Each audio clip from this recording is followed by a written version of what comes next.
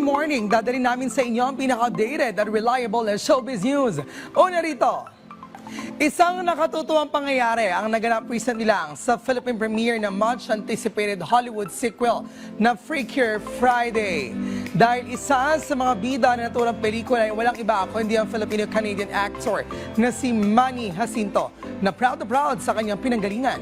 Sa isang interview, ibinahagi ni Manny ang kanyang excitement na makatrabaho ang mga Hollywood icon na sina Lindsay Lohan at Jamie Lee Curtis. Ayon pa sa kanya, it feels like a dream.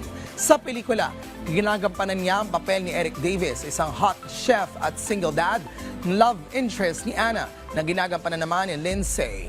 Matatandaang bukod sa Freakier Friday, kilala rin si Manny sa kanyang role bilang Kimir sa Star Wars, The Acolyte at bilang Jason Mendoza sa critically acclaimed comedy series na The Good Place.